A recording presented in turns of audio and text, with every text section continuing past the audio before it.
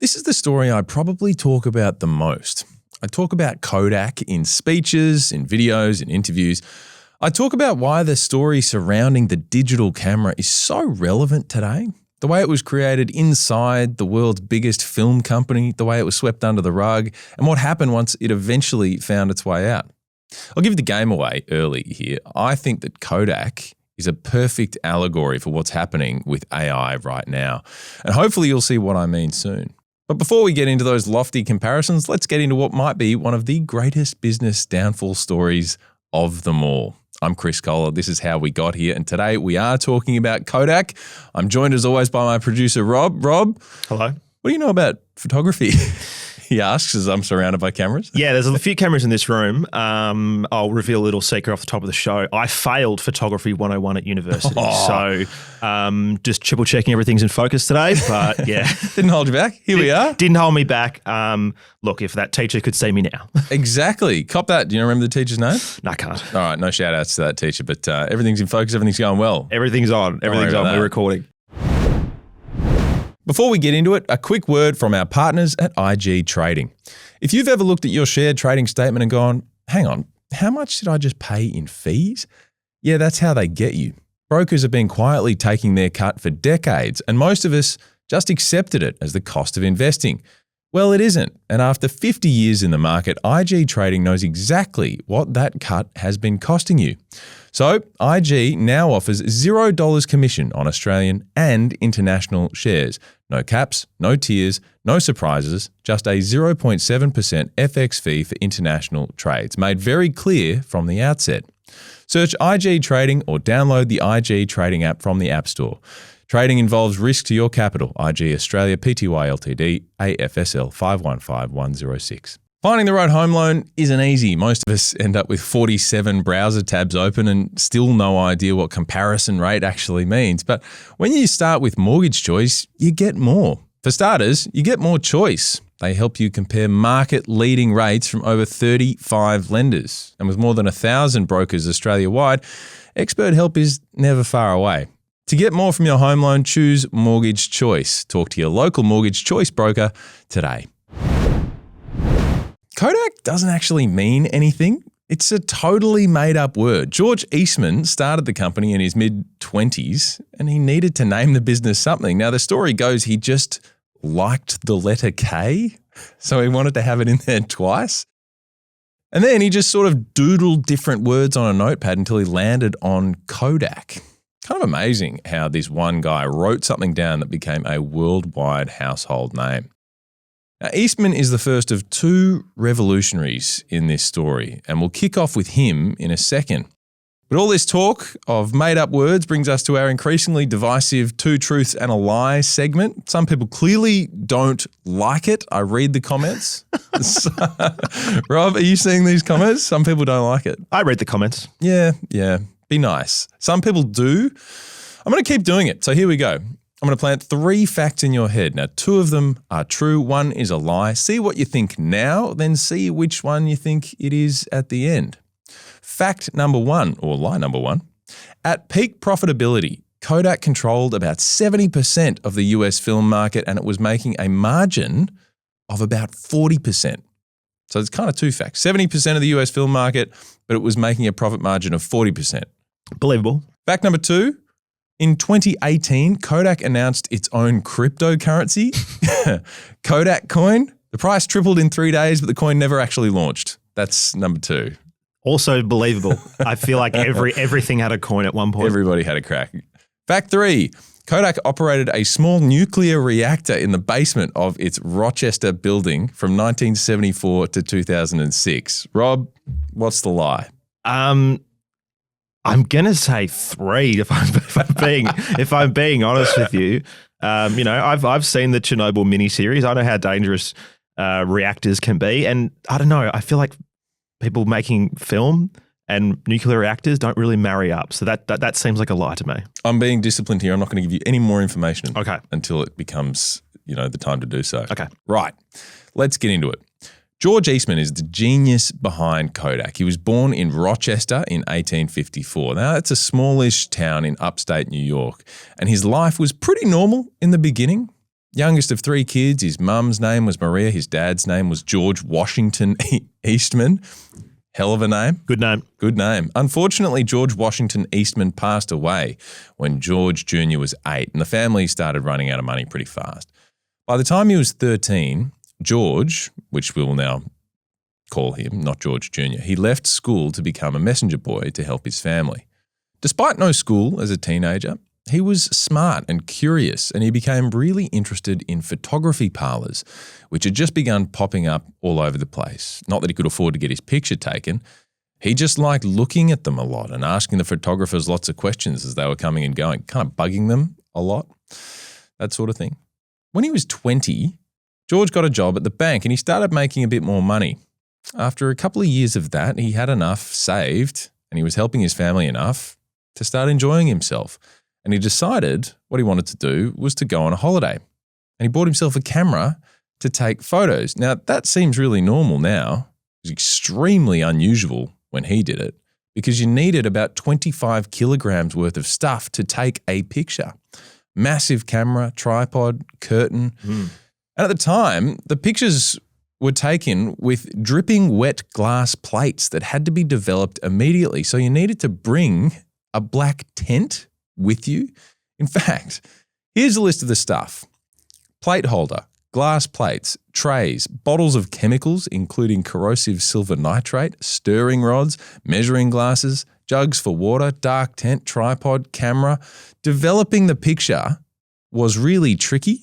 I mean, Eastman's first outing was a full afternoon. He took 3 pictures. Rob, I mean, imagine being in summer in a tent trying to do chemistry projects. Yeah, I mean, it's a lot of work just for a selfie.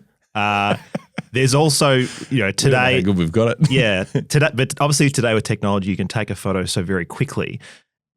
And quickly you go, oh, that photo doesn't look good. But you think about it, how much time is going to go into this. And then you go, oh, it's blurry. Imagine.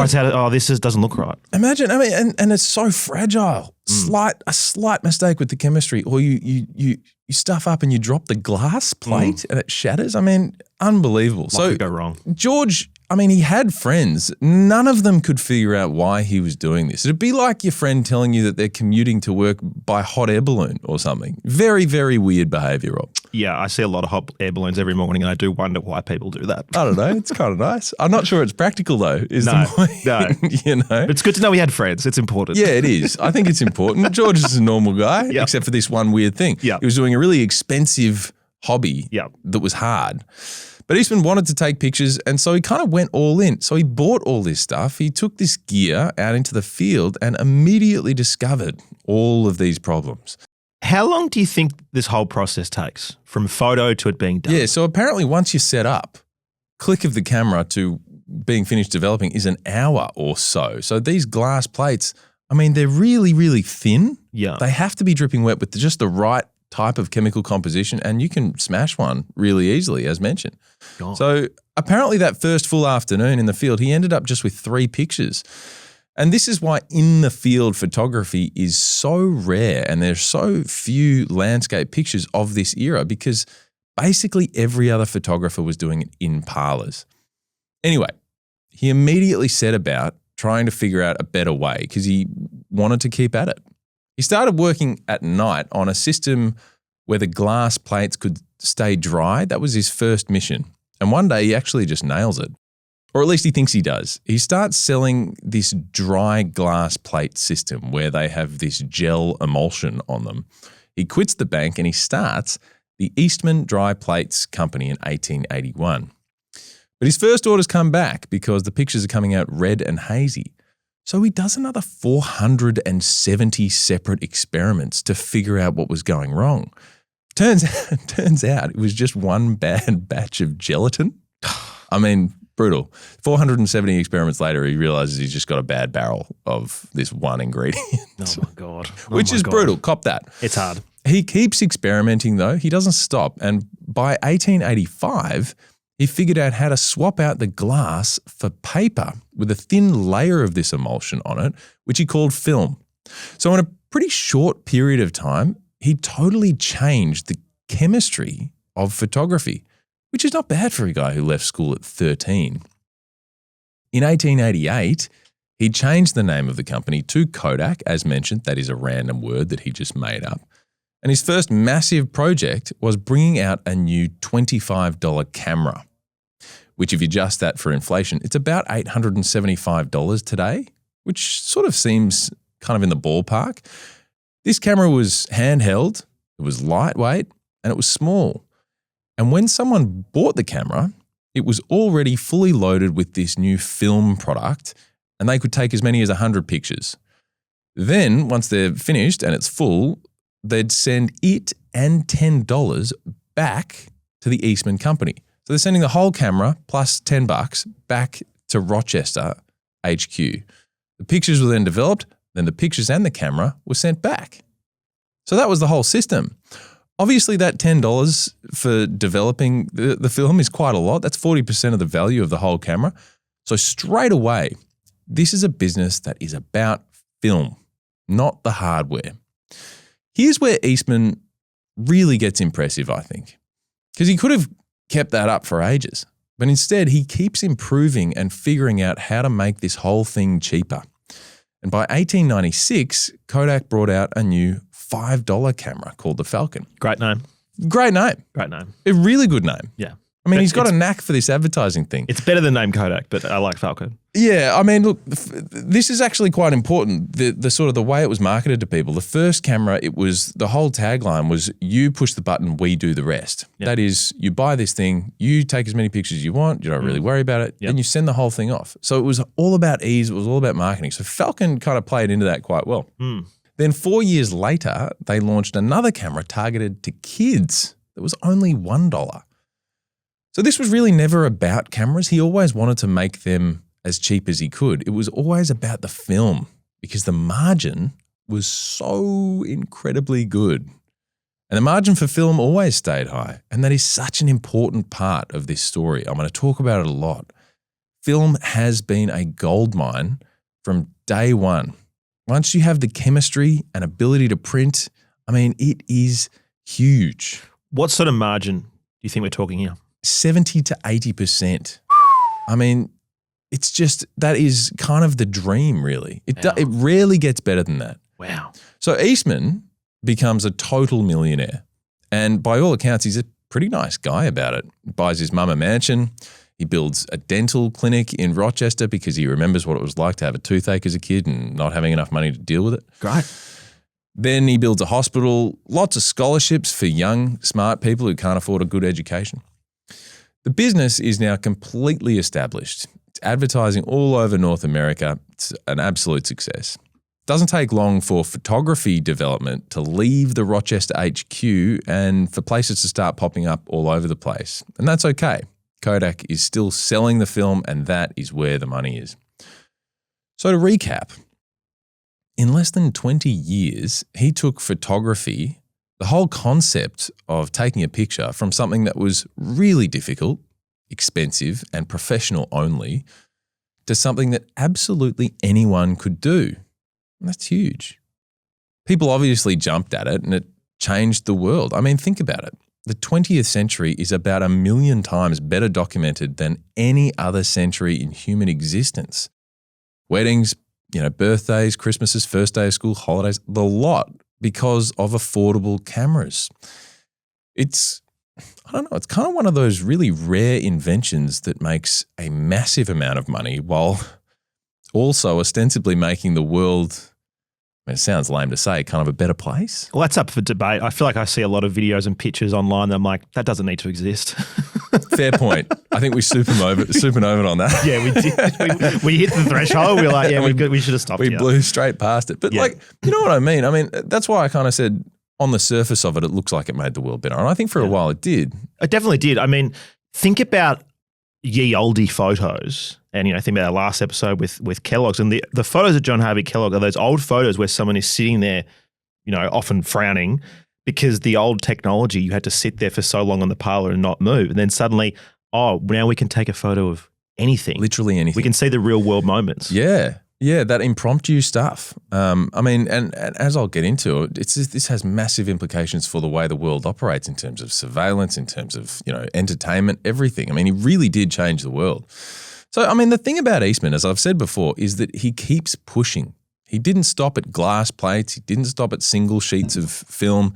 Keeps going until the whole thing was much cheaper and easier, and it worked in a way that he liked. Then he got old and he died. I mean, Hey. I didn't mean to say it like that, but Yeah. you know, that's the reality of the situation. Kodak lived beyond him. He got old and he passed away, and the company was put in the hands of a bunch of guys who were custodians more than creators of this amazing business model. Not a group of people who really wanted to change it or keep pushing. And that is really important to the next part of this story. By the time the Kodak Moment campaign launched in the early 1970s, the company had been in business for nearly a century and had basically invented the entire industry it sat smack bang in the middle of. Totally dominant. Huge contracts in the military and Hollywood, and obviously they had millions of consumers eating out of the palm of their hand because there really wasn't that much competition. They had 70% of the market after all, or possibly more. In fact, the season 1 finale of Mad Men is about how Don Draper comes up with the idea of selling Kodak alongside nostalgia. For anyone who hasn't seen it, it's really worth a look because I suspect it's not that far from how it actually goes. We might put Rob, can we put that link in the show notes somewhere? I'm sure we could. We'll figure that out. Yeah, Kodak. Mad Men needs the shout out. It's not a very successful show. Yeah, Kodak. It's toasted. That's it. It's an incredible scene. There's a guy that runs out of the room crying. Anyway, watch it. I like to think that wasn't that far from how the ads were actually worked out. This idea of the Kodak moment, I mean, it became an important responsibility that goes beyond the ads, particularly for parents. I mean, it was all emotion. The idea being that if you don't capture this important memory, it'll be lost and you'll regret it. It's really powerful. In fact, the words Kodak moment were added to the dictionary this century next to this definition: a nostalgic, charming, or highly sentimental event that is perfect for capturing in a photograph. I mean, safe to say, Rob, that parents, I know you're a parent, I am too, parents carry this responsibility to this day. Yes, I take a lot of photos of my son. How many are we, like gigs worth? Yeah, we'd be in the gigabytes. We'd definitely be in the gigabytes. Also, just like the photos where he takes the phone, you don't realize, you pick it back, and there's this like 50 shots of like the underside of his nose and his eyes because he's been sitting there just pressing the button, not realizing what's going on. Yeah. Yeah, there's a lot of those. This is the problem, isn't it? You take so many photos now because it's so easy. It's hard to kind of delete them. You feel like it's a little minor betrayal. I checked with my wife, Susan. She's got thousands and thousands. And of course, I mean, this is possibly a conversation for another episode, but you end up, instead of paying to develop the photos, you end up paying monthly subscription fees to store it all in the cloud. Correct. Fun how they get you like that. Correct. Yeah, maybe I'll just buy a printer and print them off the old-fashioned way. Far out. It wouldn't be that much worse, would it? But while parents were being trained to feel guilty about not capturing the moment, Kodak was making most of its real money somewhere else entirely. 2 places, actually: Hollywood and the Pentagon. First, Hollywood. When you went to the cinema in the 70s and 80s, 90s and 2000s, I mean, the film running through the projector was almost certainly Kodak. Basically all of it. By 1920, Kodak had made 94% of all film on planet Earth.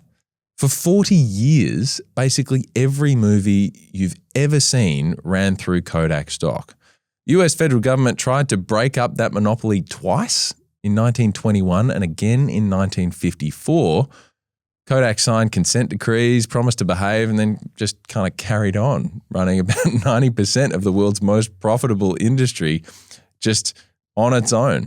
As you do. Not bad, right? Yeah, it's good You business. got ticked off, but it just kind of kept on going. And the second thing is kind of why, because the Pentagon, I mean, a whole chunk of Kodak's research division was dedicated to taking pictures of the Soviet Union from space. From the early 1960s onwards, Kodak designed and built cameras inside America's spy satellites. First one was called Gambit. Great name. Great name. X-Men fans will know. Yep. It's a ripper name. Yep. Then it was Gambit 3, then Hexagon. Hexagon is the one I find craziest, I guess. It's a 60-foot long satellite loaded with 60 miles of film, flew over the Soviet Union taking photos and then dropping capsules of the film back to Earth, which were caught midair by US Air Force planes flying with just big nets. Feels like there's an easy way to do that. They just went hard. Yeah. It was one of those things like, we're just going to really over-engineer this. I mean, who am I to say it's over-engineering? Yeah. It might be the simplest way to do it. I don't know. It is incredible, though, the amount of technology that goes into surveillance, because the average person, you say camera, you think about the everyday moment, but there is this huge industry.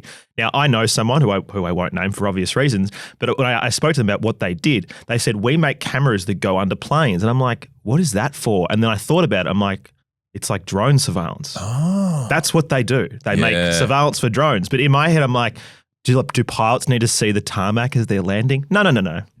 It's for the other stuff. Yeah, I mean, like everything to do with surveillance is about pictures. And then at this stage that we're talking about, everything is about Kodak pictures. So kind of couldn't really be bigger. I mean, the whole program was so secret that most of the Kodak employees building these cameras for surveillance didn't actually know what they were doing. And this might have actually been why the US government never fully broke up Kodak or really had a proper go at it, because they needed them to win wars, which is important. Absolutely crucial.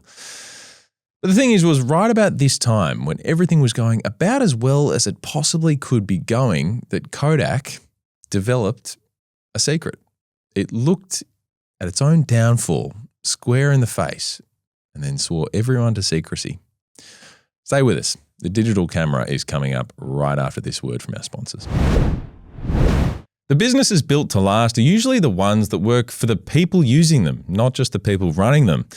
Investing hasn't always been that. Brokerage fees sound like nothing until you do the maths on what they're costing you over time. So IG Trading did something about that. 50 years in global financial markets, they went and did something genuinely different. $0 commission on Aussie and international shares all the time. No caps, no tiers, no gotcha moment in the fine print, just a 0.7% FX fee for international trades. They tell you from the get-go. If you're done with the system quietly taking its cut, it's time to do something about it. Search IG Trading or download the IG Trading app from the App Store. Trading involves risk to your capital. IG Australia Pty Ltd AFSL 515106. Whether you're buying your first home, an investment property, or just looking to refinance, it pays to know your options. With Mortgage Choice, you get more of what matters. You get more choice with access to market-leading rates from over 35 lenders. They've got more brokers ready to help with over 1,000 across Australia. And they do more of the heavy lifting for you, crunching the numbers to save you time and find the right fit for your situation. And because they're part of realestate.com.au, they can give you more property market insights. So when it's time to find the right home loan, choose more with Mortgage Choice. Talk to your local Mortgage Choice broker today. Welcome back as we talk about Kodak. Now, I said George Eastman was the first of two geniuses in this story. Steve Sasson is the other. By 1976, Kodak had 85% of all camera sales in the US, and 90% of all film sold in that country was Kodak film. So they've barely lost any of their market share over quite a number of years. And as mentioned, they had an enormous margin. And I find this is where people start making assumptions about Kodak. I did a video a while ago on the invention of the digital camera. Did it a couple of years ago, and it did quite well. It got about 18 million views, and the comments were all pretty much the same, which were, how could they have been so stupid? They had the inside track on this incredible invention, and they did nothing. And to be fair, that is how I presented the story, but I actually don't like that video very much anymore. I don't think it captures the reality. It's too simplistic and it's kind of not really fair. Kodak spent an enormous amount of money on research and development. It had whole divisions dedicated to finding new technology. They wanted the new stuff in photography and film happening in-house. And that's what happened. That's where Steve comes in. Steve Sasson was hired straight out of college as an electrical engineer, which was kind of unusual at Kodak because they had lots of mechanical engineers and lots of chemists, but not many electrical engineers. Now, Steve was told to get to work on something that was just starting to show up elsewhere. It was called charge couple imaging. It was very basic, but it used silicon and it arranged pixels in a new way. And we're talking like 10,000 pixels, by the way. New phones, I think, have about 28 million pixels, so it was early days. You're not really talking about pictures that you can easily recognize what they are yet, but Steve, he's a bit of a gun, and he works really hard to improve it. The bosses aren't paying too much attention to him, but Steve decides on his own that it's possible to use this type of technology to take a picture, store it digitally using numbers, and then look at them on a TV using a totally different playback device, which you could also install in the main camera package, which is kind of complicated stuff.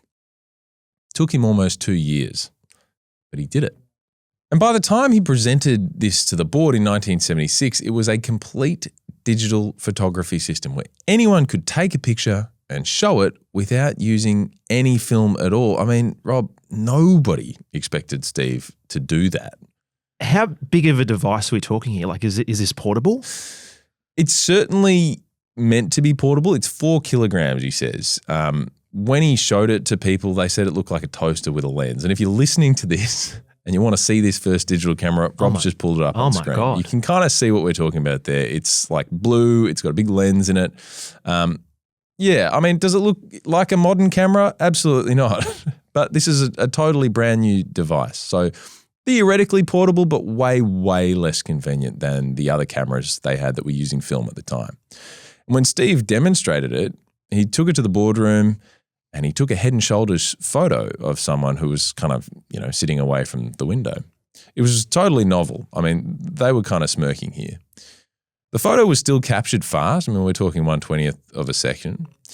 But then the tape started whirring and it would record for 23 seconds. This is a cassette tape. Took the tape out, gave it to his work friend Jim, who had brought the playback system with a TV. So about 30 seconds after that, the image is popping up on the TV, which is totally revolutionary. Everyone in the room understood that it was revolutionary straight away. And Steve's only about 25 years old. That's incredible. It is incredible. He's a genius. He's one of those 20th century geniuses. But here's the thing. Before I get into what happened next, I mean, these are the things you got to know about Kodak. And I know, Rob, we've spent a fair bit of time talking about the size and success of Kodak, but I think it does need to be hammered home here. Kodak employed about 145,000 people globally at this point. 60,000 of them were in this Rochester head office. He was in the boardroom showing off this new invention, 60,000 people sitting literally below him. Consolidated sales around $5.4 billion US. It's about 30 billion if you crudely adjust for inflation and currency today. It was central to the US government's surveillance and space objectives. In fact, the building was literally sitting on top of a nuclear reactor that it had in the basement. It had that from 1974 to 2006, and it had 1.5 kilograms of weapons-grade uranium to use. This is such a weird fact. Wow. This is such a weird fact, and I need to give it the proper breathing space here. Between 1974 and 2006, it had 1.5 kilos of weapons-grade uranium, and it used that to test photo quality. The president had to sign off on this. This is incredible. I mean, Kodak, it finally gave the uranium back in 2007, and the government provided an armed escort in the middle of the night because it was worried that terrorists were going to steal it, like something out of a Mission Impossible movie. Yeah, if we can go back a second, I'd like to imagine the conversation that occurs where said government person says to Kodak man, we need to take photos to know if the Russians have uranium. Yep. And the Kodak guy goes, what does that look like? And he's like, oh, you make a good point. All right, back to the thing. And then 2 government guys have to go, well, they need uranium so we could take photos of it so we know what it looks like. Maybe that's how it went down. Look, just give us a little bit. I'm talking 1.5 kilos. We couldn't build a bomb with that even if we wanted to. Yeah. We're just a heap of engineers. We're just going to nerd out over it. With heaps of chemicals that might be explosive around here. My favorite thing to think about is the fact came out in 2012. I like to think of the Rochester local fire department. They had what? Excuse me? They had what? Excuse me? This was sitting in a building just randomly. Why does the Kodak studio always glow at night? I don't know, man. No, people are very sick when they come out of the Kodak building. Unreal. True fact. The point is, they are a bit arrogant. I mean, they've got all this cool stuff. Look, you might argue that this digital camera invention terrified Kodak bosses a little bit. They were being shown a system of taking pictures that didn't need film. It's going to test their arrogance. Steve says they weren't terrified, though. He says they were curious, that they asked a lot of questions. Some he had the answers for and some he didn't. Now, the first question was, when will the quality of digital photos overtake film? Steve said it won't be for another 15 to 20 years. Another good question was, is this always going to be a system of showing pictures on a television? Steve said, no, it'll probably end up being on personal computers. Again, Steve's a total genius. I mean, think about the way he was able to think ahead on this stuff in the mid to late 1970s. One of the most important inventors of the 20th century, no doubt. The question he struggled with, however, was how do we, Kodak, make this as profitable as film? Couldn't answer that. Nobody has ever been able to answer that. And this is the whole point of this story. It can all be summed up in the silence that follows that question. How do we make this as profitable as film? Because the truth was and is, this will never, ever be as profitable as film. Profit margins on film were as high as 70 or even 80%, and it's a consumable. People have to keep on paying for it. Sensational. It's one of those dream business models. And there's a few like this.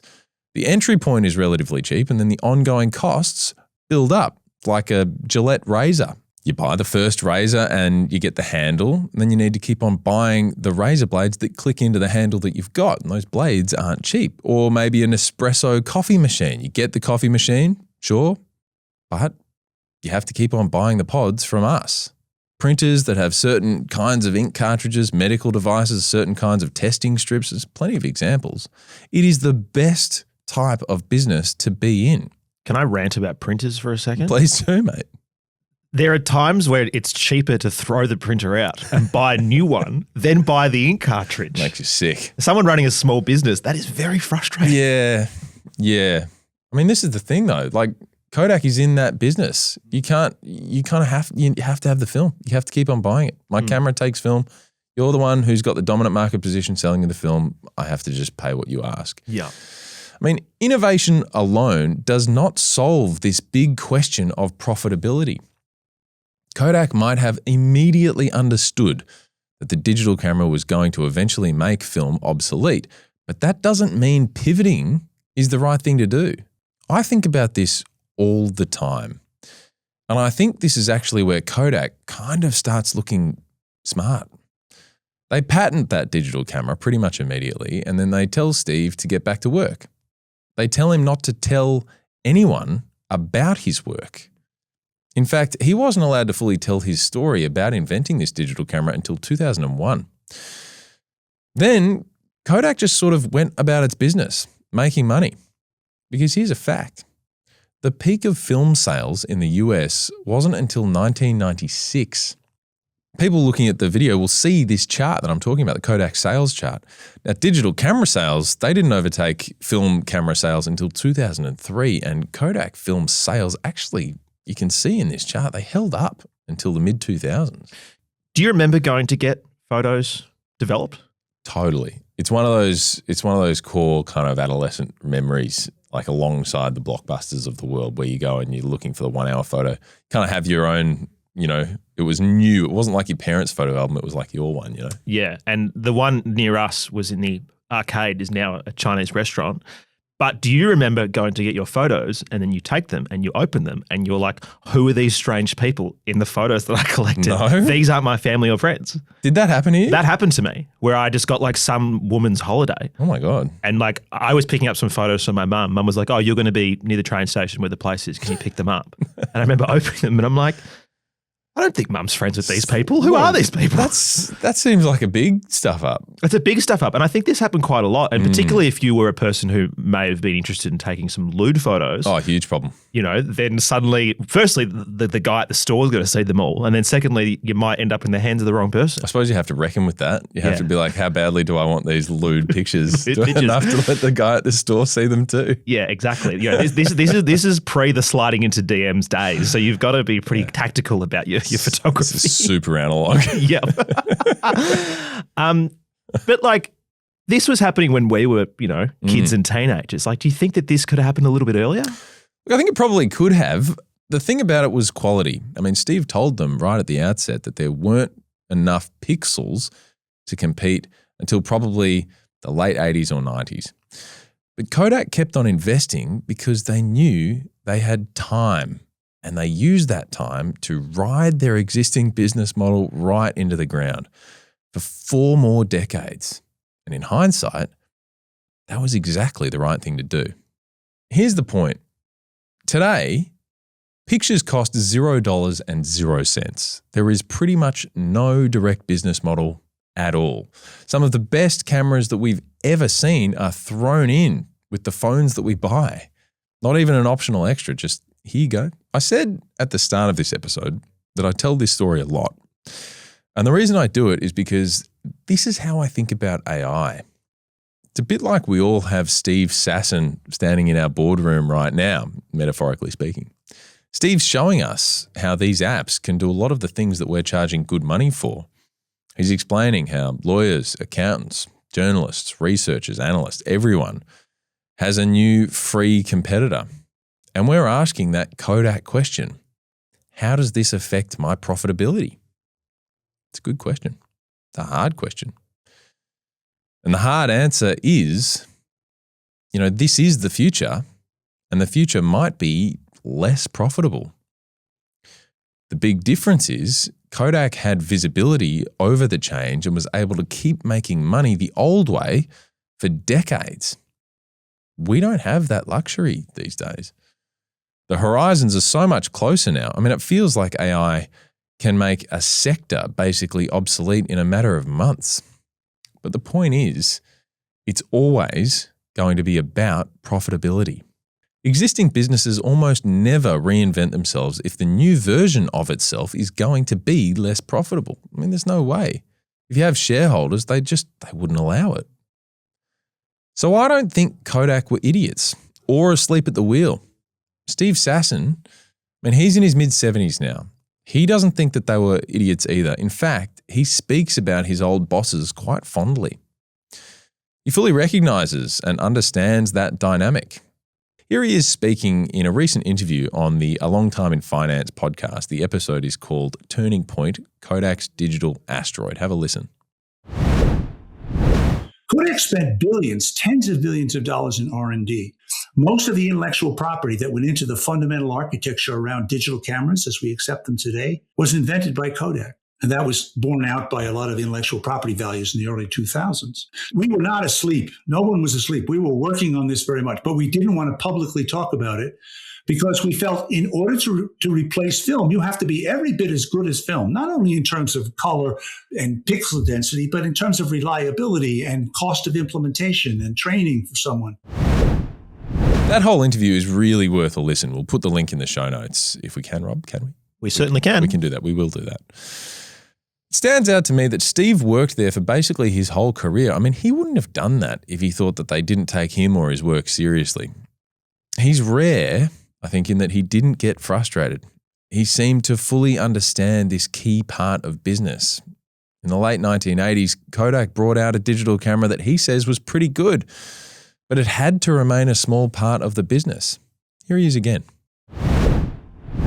When we offered, for example, in the late 80s, a DSLR that used one of Kodak's megapixel sensors with image compression very similar to JPEG that you use today, it was a pretty practical camera. And the professional marketing people said, no, we don't want to do this. Why would we sell this? Where's the business model that replaces the one we have? Show me the money, basically. Show me the money. The 4 most important words in the business universe. So what happens? Well, you're probably watching or listening to this on The Answer. Digital camera sales end up taking over film camera sales in 2002, and between 2002 and 2006, conventional film sales fall by 60%. So it takes a long time, but then it happens really fast once it starts happening. And in 2007, the first iPhone arrives. So the nails get hammered into the coffin really fast, and Kodak files for bankruptcy in 2012. It didn't disappear. It continued to bump along doing weird stuff like adding its name to one of the worst camera phones of all time, the Ectra. One famous review said it's bad at being a camera and bad at being a phone, which is brutal, but Not it good. sums it up. That's a bad review. In 2018, Kodak announced a crypto effort called the Kodak coin, which was meant to be a way to pay licensed photographers using the blockchain technology. The value jumped and then it crashed. It never actually launched. So Did Kodak rug everyone? Is that what happened? maybe, Kodak ran a rug scheme. Okay. maybe it did. Oh, no. Certainly there was a bit of that going on. So maybe Kodak was more flailing than bumping along. But before they descended into the weird ways to capitalize on their brand recognition, they were fully aware that they were going down with this ship. And going down with the ship still made lots of money. In 1996, Kodak was still the fourth most valuable brand in the entire world, behind Coca-Cola, Marlboro, and IBM. I mean, think about those other names. I mean, this is a different time. Is this when disposable cameras were a thing? Because I remember they were everywhere when I was Smack bang young. in the middle of that time. Absolutely. And that's kind of a really important part of it, the way that they were able to monetize and capitalize on what was becoming the death rattle without consumers really knowing it. Annual revenue at that time was $16 billion, market capitalization $31 billion. I mean, here's the thing about Kodak. People still like film. I mean, to your question about disposable cameras, I mean, I was at a wedding a few months ago. The bride and groom both work in the film movie industry. The bride is actually a world-class cinematographer. I hope she's listening to this, actually. They handed out Kodak disposable cameras at the wedding so that we could all take pictures and hand them back in at the end. I mean, that's how she, a professional, wanted to remember the day, with amateur photography. The memories are fixed. There's no digital touch-ups or AI. I mean, I kind of like that. I like it. It's cool. And I'll tell you this about Kodak. Its share price, because it is still listed, is up about 65% in the last 12 months as I say this, because people are reaching for analog film again. It's obviously a fraction of its former self, but it was always a film business. It couldn't really pivot, never really stood a chance in that whole digital pivot. But in the end, it grew pretty much consistently for over a century, and your hat kind of has to come off to it for that. Made me wonder about today's major businesses that are trying to grow in an AI world. I mean, you've got Nvidia, Apple, Microsoft, now worth a combined $13 trillion as they pile kind of further and deeper into the AI revolution. And you've got millions of much smaller businesses trying to figure out if they can still exist in this new world that's clearly arriving. As an aside, I did some maths and I checked with some analysts. Those three companies I mentioned, Nvidia, Microsoft, and Apple, they're now worth more than all of the residential, commercial, and farm property in Australia combined. That's all of it. 400 million hectares of farmland, all the houses, all the apartments, townhouses, city office buildings, everything, Rob. Crazy. Yeah. Three AI companies. doesn't put food on your table, though. It does not, but this is like, I did a video on this and a lot of people like, you're not comparing apples with apples, but like one of those things actually creates apples, you know, like, geez. You're comparing apples with Apple. With computers. chips, you know, far out, yeah. Apple, you know, ended up gobbling up Kodak. We don't have to pay for film now. We don't have to pay for pictures now, but we do have to pay for storage to take the pictures, as mentioned. $10 or $15 a month. Millions and millions of people are paying for it. That's the new business model. And once again, as always, it's about subscriptions. Funny how we always end up with subscriptions. Now, before we wrap it up, it's time to settle this whole 2 truths and a lie thing. 3 facts, 2 true, 1 not true. Now, fact number 1 was Kodak peaked at about 70% of the US film market with a margin of 40%.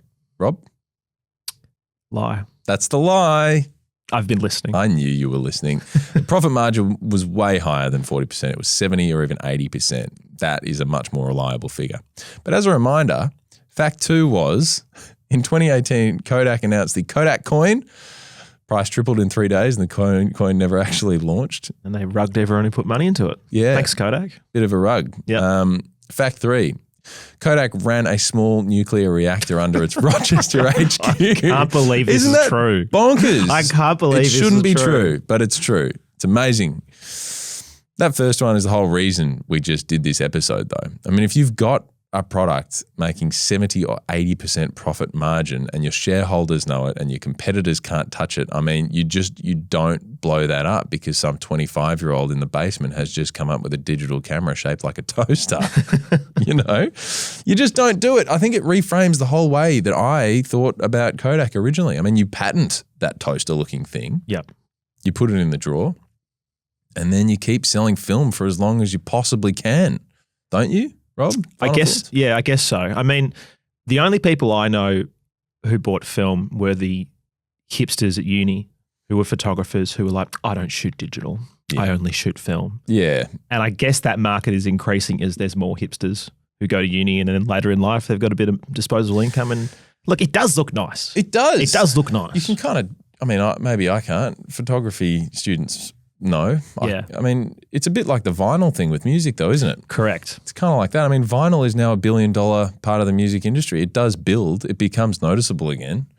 So maybe that's the way it always had to be, is that it wasn't going to be that Kodak was the group to take into this next chapter. I mean, if you think about it, sure, they had the opportunity to become Instagram. Yeah.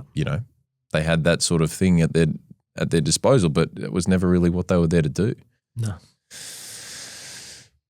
It's an interesting story. Very. So that's Kodak.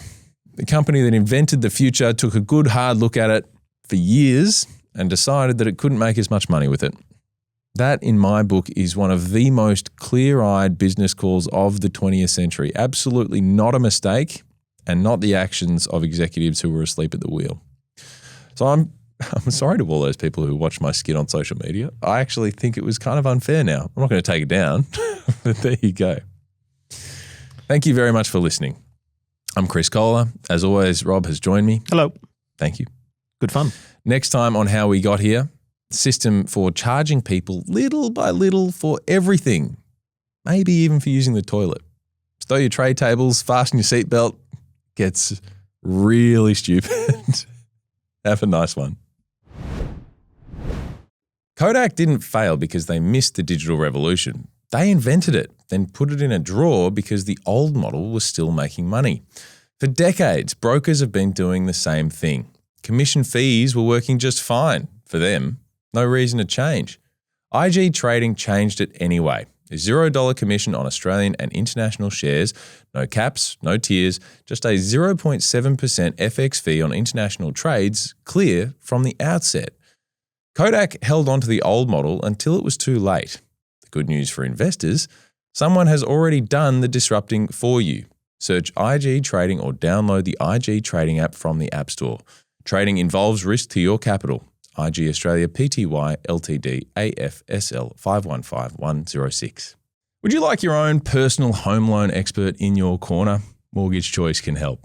Mortgage Choice brokers have been helping Aussies find the right home loan for over 30 years. They've seen a few interest rate cycles, put it that way. And they give you more choice by comparing options from over 35 lenders. They'll do all the heavy lifting, comparing lenders, crunching the numbers, and finding the right fit for your situation. Get more expertise on your side. Choose more with Mortgage Choice. Talk to your local Mortgage Choice broker today.